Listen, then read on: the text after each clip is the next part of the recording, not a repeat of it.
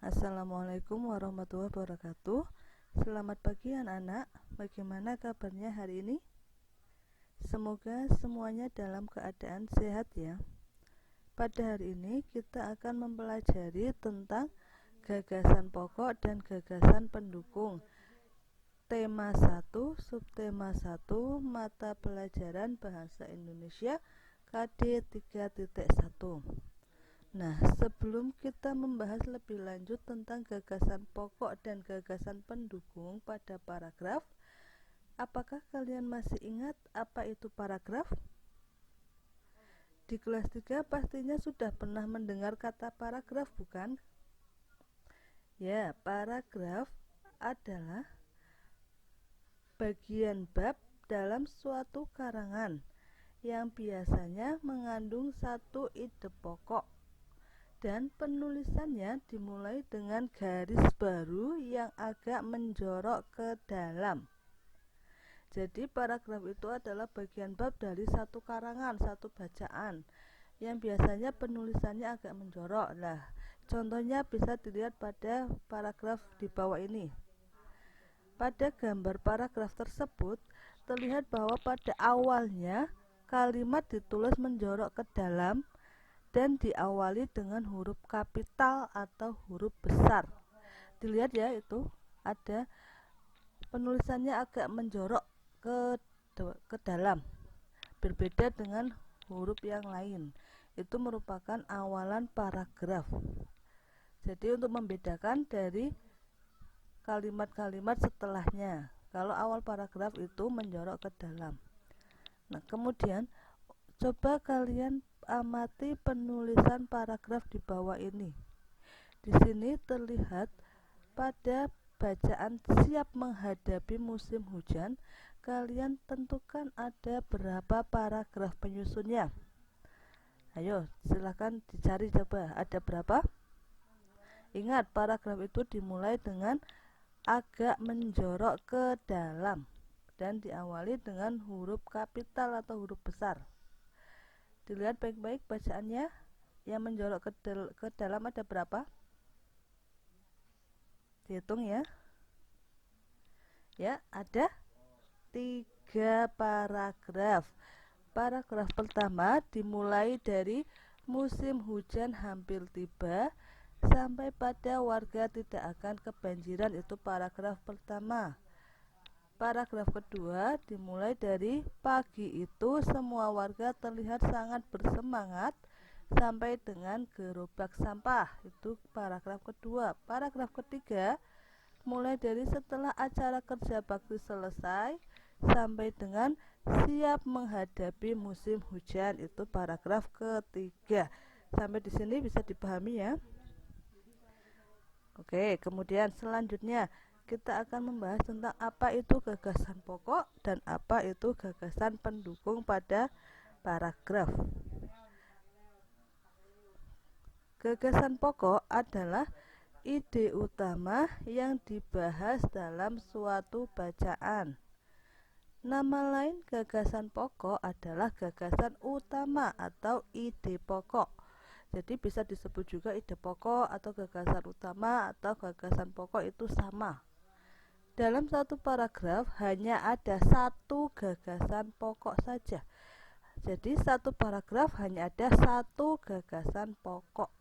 Tidak boleh lebih dari satu. Nah, sedangkan gagasan pendukung adalah uraian atau tambahan informasi untuk menjelaskan gagasan pokok. Jadi, atau bisa kita sebut sebagai kalimat penjelas untuk menjelaskan dari gagasan utama tadi. Yang mendukung dari gagasan utama itu namanya gagasan pendukung. Dalam satu paragraf bisa ada lebih dari satu gagasan pendukung. Jadi bisa 2, 3, 4 dan seterusnya gagasan pendukung. Untuk lebih jelasnya, kita akan mempelajari cara-cara untuk menentukan gagasan pokok dan pendukung dari satu bacaan. Yang pertama, untuk menentukan gagasan pokok. 1. Kalian harus membaca paragraf tersebut dengan seksama dan teliti. Kalian baca pelan-pelan dengan teliti. Kemudian yang kedua, carilah inti dari bacaan tersebut. Kalian cari bacaan itu membicarakan tentang apa intinya. Kemudian yang ketiga, tentukan kalimat utama paragraf tersebut. Kalimat utama itu biasanya adalah kalimat yang menjadi pokok pembicaraan dari paragraf. Nantinya kalimat utama inilah yang akan menjadi gagasan utama atau gagasan pokok dari paragraf tersebut. Jadi intinya, kalau kalian mau mencari gagasan pokok, kalian baca pelan-pelan bacaannya. Kemudian dicari inti yang dibahas dari bacaan itu. Oke. Sedangkan gagasan pendukung itu diperoleh dari kalimat lain yang bukan kalimat gagasan pokok. Jadi gagasan pendukung itu kalian tinggal tuliskan saja kalimat-kalimat selain dari kalimat yang sudah digunakan pada gagasan utama tadi, ya. Nah, sekarang kalian cari gagasan pokok dan pendukung dari paragraf berikut. Batik merupakan kain tradisional Indonesia. Batik dihasilkan dengan cara dilukis atau dicetak menggunakan malam atau lilin yang dipanaskan. Kain batik berasal dari Pulau Jawa. Seiring berkembangnya waktu, batik tidak hanya ada di Pulau Jawa. Beberapa daerah di luar Pulau Jawa juga menggunakan batik sebagai pakaian tradisional, misalnya batik Bali. Nah, untuk menentukan gagasan pokoknya, kalian cari bacaan ini membicarakan tentang apa? Tentang batik, mulai dari pembuatannya, sejarahnya, dan perkembangannya. Jadi ini bercerita tentang batik. Maka gagasan pokoknya adalah batik merupakan kain tradisional Indonesia yang ada di kalimat pertama pada paragraf tersebut. Sedangkan gagasan pendukungnya berarti kalian tinggal tulis saja kalimat-kalimat lain selain dari kalimat utama. Jadi boleh kalian tulis kalimat kedua, kalimat ketiga, dan kalimat yang lain. Pokoknya selain dari kalimat yang sudah dipakai untuk gagasan pokok. Nah, kemudian kalian tentukan gagasan pokok dan pendukung dari bacaan di bawah tentang pawai budaya. Kalian baca dulu. Pawai budaya sangat menarik bagi warga Kampung Babakan. Pawai ini selalu menampilkan keragaman budaya Indonesia. Udin dan teman-teman tidak pernah bisa menanti rombongan pawai. Dan seterusnya, kalian baca bacaan itu. Kemudian kalian cermati bacaan itu membicarakan tentang apa?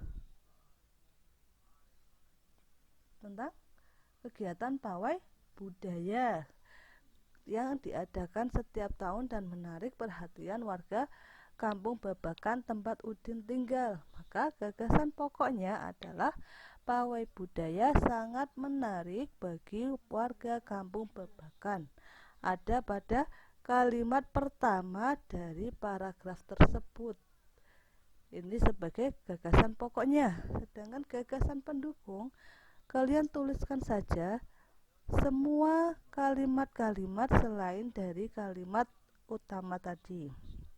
Sampai di sini paham ya? Jadi yang kalian perlu ingat, kalau gagasan pokok biasanya ada pada kalimat utama paragraf, kalimat yang menjadi pembicaraan dari paragraf tersebut, inti dari paragraf tersebut. Letaknya bisa di awal atau di akhir paragraf, tergantung pada isinya tentang apa. Sedangkan gagasan pendukung diambil dari kalimat lain yang bukan kalimat utama. Jadi kalau gagasan pendukung itu bisa lebih dari satu, ada 2, 3 tergantung pada bacaannya. Tetapi tidak boleh menuliskan yang sudah masuk di gagasan utama untuk menjadi kalimat pendukung. Sampai di sini paham ya? Kemudian untuk tugasnya, kalian buka buku paket tema 1 halaman 2. Kalian baca teks pawai budaya dari paragraf 2 sampai dengan paragraf 5 dengan teliti. Kemudian carilah gagasan pokok dan gagasan pendukung. Maaf ya, ini salah tulisnya. Gagasan pokok dan gagasan pendukung dari setiap paragraf.